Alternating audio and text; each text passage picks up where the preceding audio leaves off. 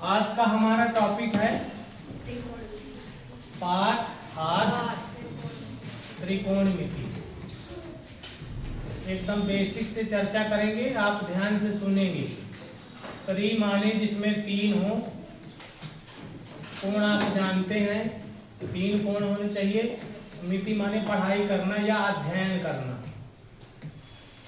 तो ऐसी आकृति जिसमें 3 कोण हो उनका अध्ययन करना। तो 3 कोण सबसे शुरुआत में किसमें होते हैं? त्रिभुज में भी, है ना। तो त्रिभुज के बारे में हमको इसमें पढ़ना है। किसके बारे में पढ़ना है? त्रिभुज के बारे में। स्पेशली इस पाठ में हम समकोण त्रिभुज के बारे में पढ़ेंगे। समकोण त्रिभुज जिसका एक कोण 90 अंश का होता है, पता है?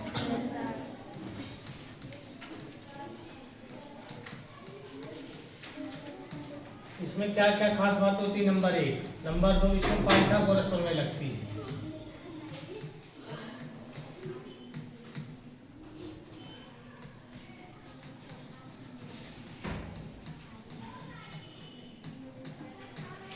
ठीक है। और तीसरा तुम जानते हो इसका क्षेत्रफल जो होता है 1/2 आधार गुणे ऊंचाई। ये तुम इस पाठ के बारे में, इस समकोण त्रिभुज के बारे में जानते हो। नो, इसका चित्र ऐसे बनता है। 90 के सामने की भुजा का नाम दिया है दुनिया वालों ने कर्ण, और थीटा के सामने की भुजा हो जाती है लंब। बचा जो आधार। अगर थीटा दूसरी जगह हो जाए, थीटा अगर मान लो यहाँ हो जाए तो ये लंब हो जाएगा। ये 90 डिग्री है कर्ण, और ये क्या हो जाएगा? आधार। ठीक है, लिख लो। समकोण त्रिभुज तो तुम समझ गए ना? बोलो भैया। Yes sir.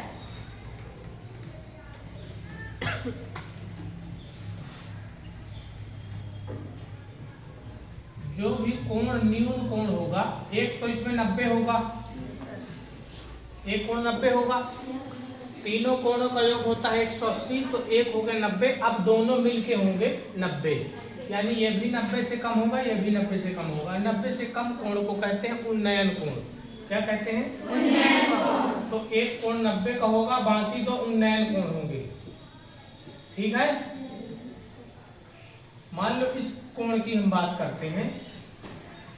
इसमें लंब और आधार समझना बहुत इंपॉर्टेंट है, क्योंकि कुछ लोगों को लगता है कि ये आधार होता है हमेशा, और ये हमेशा क्या होता है? लंब। ये कर्ण होता है। तो ये बात तो सही है कि ये हमेशा कर्ण होगा। ये तो कर्ण होगा, ठीक है। ये हमेशा क्या होगा? कर्ण। लेकिन जरूरी नहीं है कि ये हमेशा आधार हो और ये हमेशा लंब हो। ये कौन डिसाइड करता है कि लंब हमेशा ये होगा? कोण। अगर ये कोण की बात हो रही है तो कोण के सामने क्या हो जाएगा? लंब। मान लो इस कोण की बात हो रही होगी, तब फिर लंब हो जाएगा ये। ठीक है। और लंब जब नीचे वाला हो गया तो ये क्या हो जाएगा? आधार। ये तो फिक्स है। ठीक है। तो लंब और आधार में कंफ्यूज नहीं होना है। जो कोण है उसके बगल वाली भुजा हो जाएगी आधार। ये कोण है, इसके बगल वाली भुजा क्या हो गई? आधार। ये कोण है, उसके बगल वाली भुजा हो गई आधार।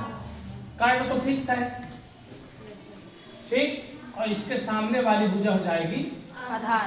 लंब। थीटा के सामने की भुजा क्या हो जाएगी? लंब। हाँ, लिखो इसको।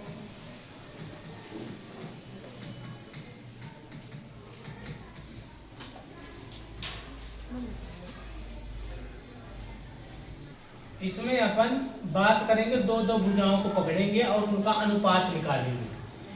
ठीक है। तो क्या क्या पॉसिबिलिटी हो सकती है वो देखेंगे अपन। दो दो भुजाओं को पकड़ना। एक समकोण त्रिभुज ले लिया अपन ने। इस कोण की बात करते हैं। ये हो जाएगा थीटा के बगल वाली भुजा आधार, और थीटा के सामने वाली भुजा लंब। ये तो फिक्स है। ये सबसे बड़ी भुजा होती है त्रिभुज में। समकोण त्रिभुज की सबसे बड़ी भुजा का नाम होता है कर्ण। ठीक है, याद रखना, समकोण त्रिभुज की सबसे बड़ी भुजा कर्ण होती है। दो दो भुजाएं ले लिया, मान लो कभी ले लिया लंब और आधार,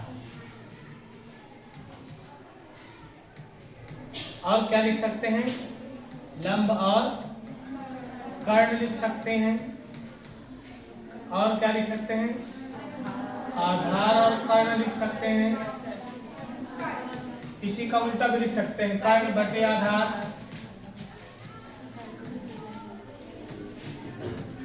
और क्या लिख सकते हैं,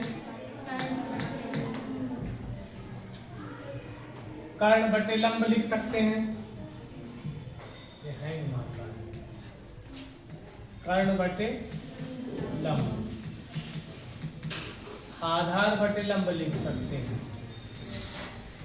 बताओ क्या इसके अलावा लिख सकते हैं? इसके अलावा कुछ भी नहीं लिख सकते। अब ये जो 6 अनुपात हुए ना, ये त्रिभुज से निकले हुए हैं, त्रिभुज की भुजाओं से, इसलिए इनका नाम होगा त्रिकोणमितीय अनुपात। ठीक है, अब हमको क्या है कि इनको याद करने में थोड़ी परेशानी होती है कि किसको क्या नाम दिया गया है, तो इसीलिए एक तरीका बना लिया, शॉर्टकट ट्रिक बना लिया, तो उससे क्या होती है, आसानी हो जाती है ना। S माने हो जाएगा साइन थीटा, और C माने कॉस थीटा, T माने टैन थीटा। तो जब ये हो गया तो साइन थीटा होता है लंब बटे कर्ण, तो लाल बटे कक्का से याद कर लेते हैं, है ना। तो साइन थीटा हो जाता है लंब बटे कर्ण, इसका नाम हो गया साइन थीटा, और कॉस थीटा हो जाएगा आधार बटे कर्ण, इसका नाम हो गया कॉस थीटा। टैन थीटा होता है लंब बटे आधार, ये हो गया।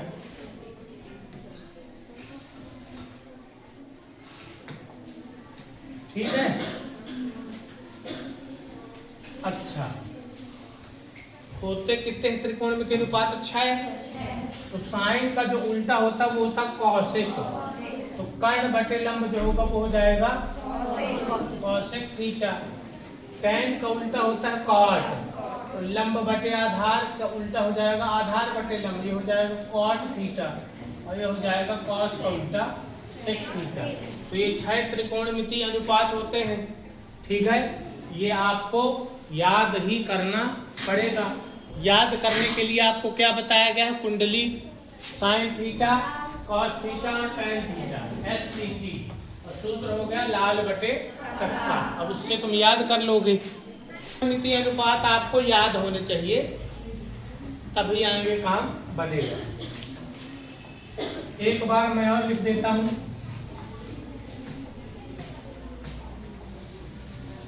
आप लोग भी लिख लेंगे। साइन थीटा होता है लंब बटे कर्ण,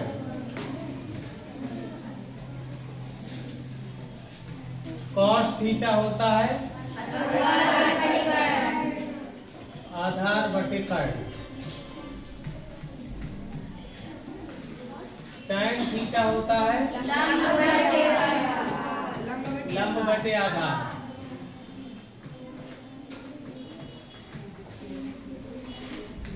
अब जिसको इतना पता है ध्यान से देखिए, साइन का उल्टा होता है कॉसेक, तो ये हो जाएगा कर्ण बटे लंब। हमको बस ये याद करना है कि साइन उल्टा होता है कॉसेक, ये याद नहीं करना, ये याद है तो ऑटोमेटिक ये पलट दोगे इसको। कॉस का उल्टा होता है सेक, कर्ण बटे आधार। टैन का उल्टा होता है कॉट, आधार बटे। अब जिसको ये याद है इतना, तो होशियार बच्चे थोड़ा और दिमाग लगा लेते हैं। क्या, देखो, मान लो साइन थीटा और कॉसेक थीटा का गुणा किया, साइन थीटा और कॉसेक थीटा का, तो साइन की वैल्यू क्या है, लंब बटे कर्ण, और कॉसेक की वैल्यू है कर्ण बटे लंब। तो ये इससे कट गया, ये इससे कट गया, क्या बचा? एक। तो क्या सूत्र मिल गया? Sine theta into cosec theta बराबर 1 बन गया सूत्र। अब इससे दो और सूत्र बन जाएंगे। साइन को यही रखो तो कॉसेक इधर आके क्या हो जाएगा बटे में, ठीक है। फिर कोई कहता नहीं हम कॉसेक को वहीं रखेंगे तो साइन इधर आके क्या हो जाएगा बटे में। तो 1 2 3 4 5 6 1 से 6 निकल के आ गए, ठीक है। आया समझ में? इसी प्रकार इसमें देखना। अब इसको देखो भाई, एक ये दूसरा ये तीसरा। अब क्या करेंगे, कॉस और सेक का गुणा करेंगे। तो कॉस की वैल्यू क्या है आधार बटे कर्ड, और सेक की वैल्यू क्या है कर्ड बटे आधार। तो ये भी कैंसिल हो जाएगा, क्या बचेगा ए। तो cos theta into sec theta बराबर क्या आ गया ए। तो जब कॉस थीटा की वैल्यू निकालोगे तो 1 बटे सेक, और सेक थीटा की वैल्यू निकालोगे तो 1 बटे। समझ गए? ये 3 और 4 एक ही फार्मूले हैं, ठीक है ना। ऐसे इससे जब बनाएंगे, अब तो बना लोगे।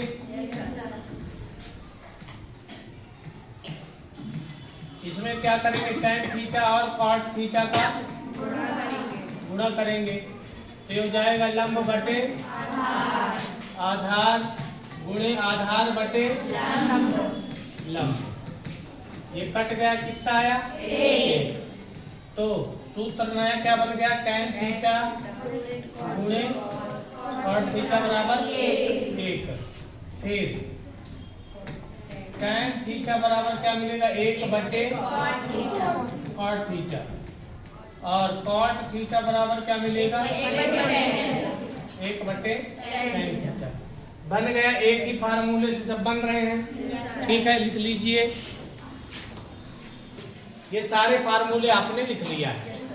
इसमें एक फार्मूला और आपको लिखना है, tan थीटा होता है sin थीटा बटे cos थीटा, और tan का उल्टा क्या होता है cos। तो sin बटे cos का उल्टा हो जाएगा cos थीटा बटे sin थीटा। इसको लिखें और ध्यान से देखिए मेरे प्यारे विद्वान साथियों। देखो सभी में sin cos दिखना चाहिए। 6 त्रिकोणमितीय अनुपात होते हैं, तो sin थीटा में तो sin cos दो में से कोई एक तो दिख ही रहा है। दूसरा cos थीटा में sin या cos जो चाहिए वो तो दिख ही रहा है, या तो sin दिखे या तो cos दिखे। तीसरा देखो cos का sin का उल्टा होता cosec, इसमें दिख गया sin, देख लो ये पहले पढ़ा चुका हूँ, दिखाऊं ना कहीं पे। ये cosec थीटा 1 बटे sin थीटा। ठीक, sec थीटा अगर लिखें अपन तो sec थीटा में भी cos दिख जाएगा, या तो sin दिखे या तो cos दिखे, दिख गया। पांचवा tan थीटा में कैसे लिखोगे, sin बटे cos। छठवा cot थीटा में कैसे इसको चेंज करोगे, cos बटे sin। तो हर जगह तुमको या तो sin या तो cos दिखना चाहिए, और वो दिख गया, दिखा। इसके बाद हम कुछ सर्व समीकरण जिसको अंग्रेजी में आइडेंटिटी कहते हैं वो सिद्ध करेंगे, ठीक है। पाइथागोरस प्रमेय कौन से त्रिभुज में लगती है आपको पहले ही बताया जा चुका है, अब देखिए एक समकोण त्रिभुज लेकर चलेंगे, उसमें पाइथागोरस प्रमेय सॉल्व करेंगे और देखते हैं उसमें क्या होता है।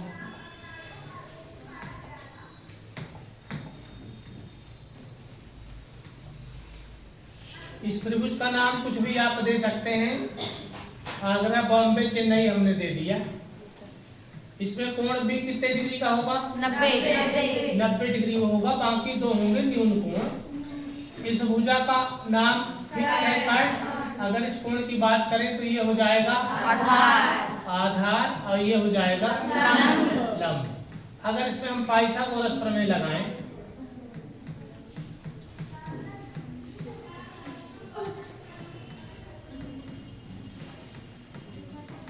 पाइथागोरस प्रमेय कहती है कि सबसे बड़ी भुजा का वर्ग यानी कर्ण का वर्ग बराबर अन्य दो भुजाओं का वर्ग, लंब का वर्ग और आधार का वर्ग, ये बराबर होगा।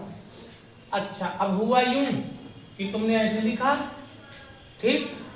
अब कोई आया इसमें ऐसा कर दिया उसने, ठीक। अब इतना बस कर दिया किसी ने। अब इतने बस से तो काम चलेगा नहीं, क्योंकि गणित एक तराजू के समान है। अगर तुमने बाएं पक्ष में भाग दिया है तो दाएं पक्ष में भी भाग देना पड़ेगा, इसलिए हमने इसमें भी भाग दे दिया। तो ये तो कट गया, कट गया ना। तो देखो अपन क्या कह रहे थे कि अगर समकोण त्रिभुज में पाइथागोरस प्रमेय लगाएं तो पाइथागोरस प्रमेय ये होती है कर्ण का वर्ग बराबर लंब का वर्ग प्लस आधार का वर्ग। काहे से भाग दे दिया? कर्ण से। काहे से भाग दे दिया? कर्ण से। तो ये तो कैंसिल हो गया, क्या बचा? एक। और ये लंब और कर्ण दोनों का वर्ग है, एक साथ लिख लिया, प्लस ये आधार और कर्ण दोनों का वर्ग है, एक की जगह एक, और लंब बटे कर्ण आपने लिखा है साइन थीटा, अभी पढ़े हो ना? Yes sir. और आधार बटे कर्ण क्या पढ़ा है? Cos theta. तो इसको लिखने का तरीका यह है, sine square theta plus cos square theta, ये एक बन गई सर्व समीका। Yes sir. ठीक है, इससे दो और बनेगी। Yes sir. साइन को उधर ले जाते हैं तो ये 1 माइनस साइन स्क्वायर थीटा बराबर क्या हो जाएगा? Cos square theta. ये दूसरी बन गई। मान लो कोई कहता है साइन को उधर नहीं ले जाना, किसको ले जाना? कॉस को। तो 1 माइनस कॉस स्क्वायर थीटा बराबर क्या बचेगा? Sine square theta. तो कितनी सर्व समीकाएं बन गई? 3। एक से ही 9 बनेगी। कितनी बनेगी? 9। अभी कितनी बन गई? 3।